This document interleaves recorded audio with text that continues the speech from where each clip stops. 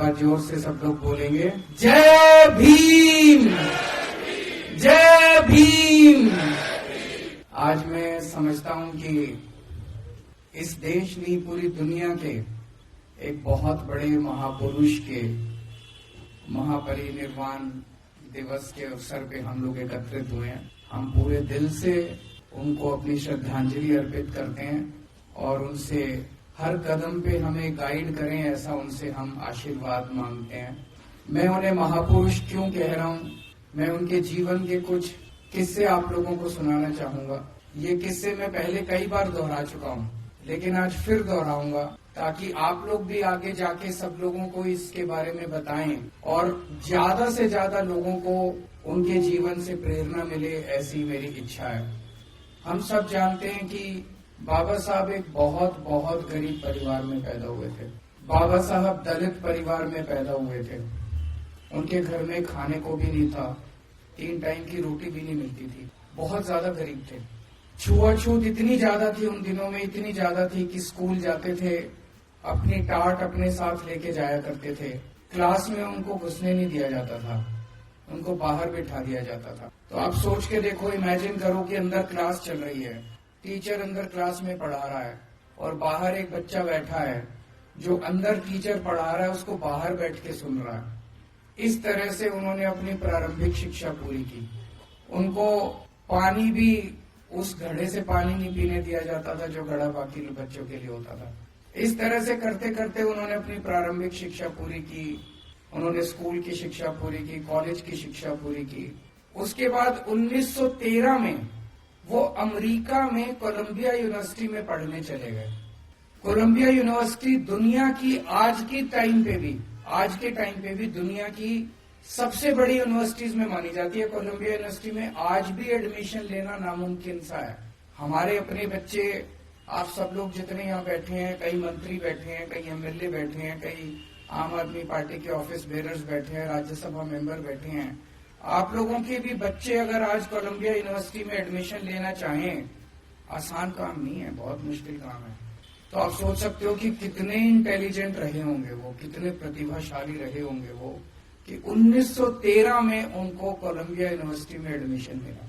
पर वो पढ़ाई को इतना ज्यादा तवज्जो देते थे कि उनका एक पीएचडी से मन नहीं भरा।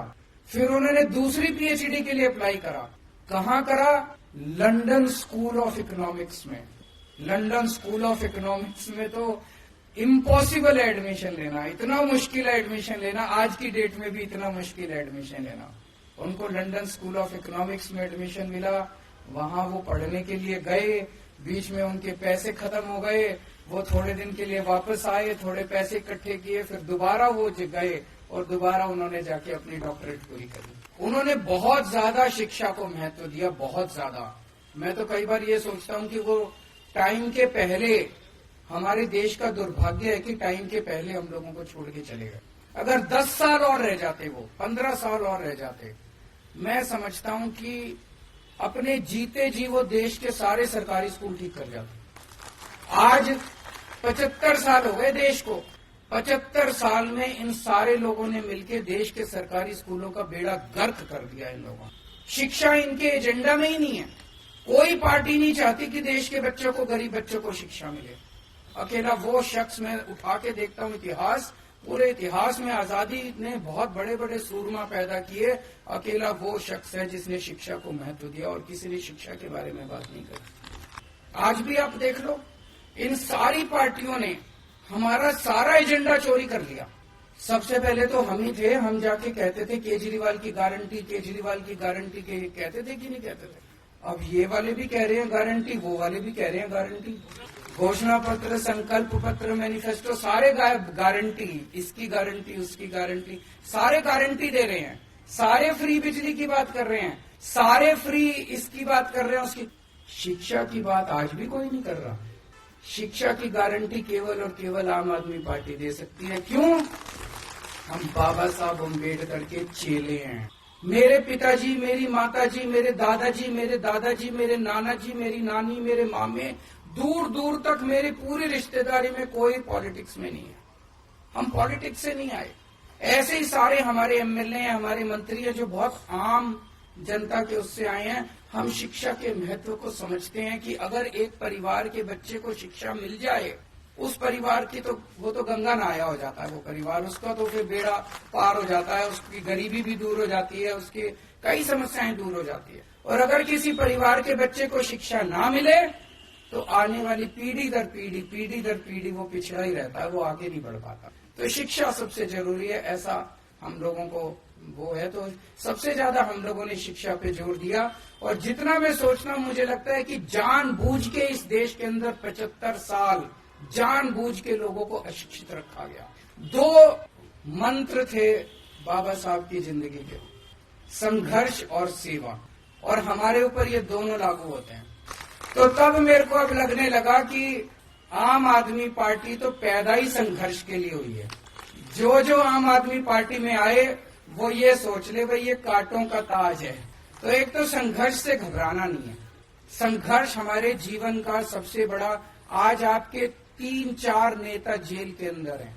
आज अगर वो झुक जाएं, अगर वो इनकी बात मान लें, अगर वो आज बीजेपी में चले जाएं, 2 दिन के अंदर बाहर आ जाएंगे। लेकिन नहीं, बाबा साहब अम्बेडकर के और भगत सिंह के चेले हैं, मर जाएंगे, कट जाएंगे, लेकिन झुकेंगे नहीं। देश के लिए लड़ने के लिए आए हैं। दूसरी चीज सेवा। हमें ये सोचना है कि ये भगवान ने हमें दूसरों की सेवा करने के लिए सत्ता दी है, भोगने के लिए सत्ता नहीं दी।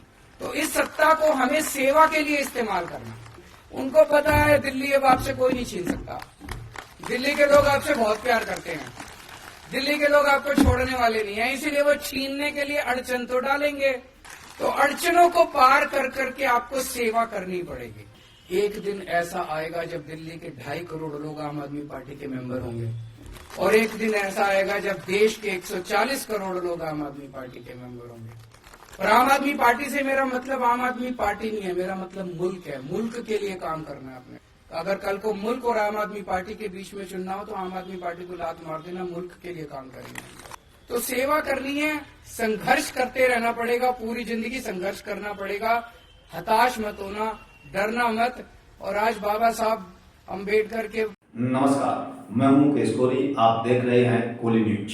आपने अभी तक हमारे चैनल को सब्सक्राइब ना किया हो तो सीट नीचे जाकर सब्सक्राइब बटन पर क्लिक करें, बेल आइकन को प्रेस करें, जिससे कि हमारी बढ़ने वाली प्रत्येक खबर का नया नोटिफिकेशन सबसे पहले आपको प्राप्त होगा। हम फिर मिलेंगे एक नई खबर के साथ, तब तक आप हमारे साथ जुड़े रहें। जय भारत, जय हिंद।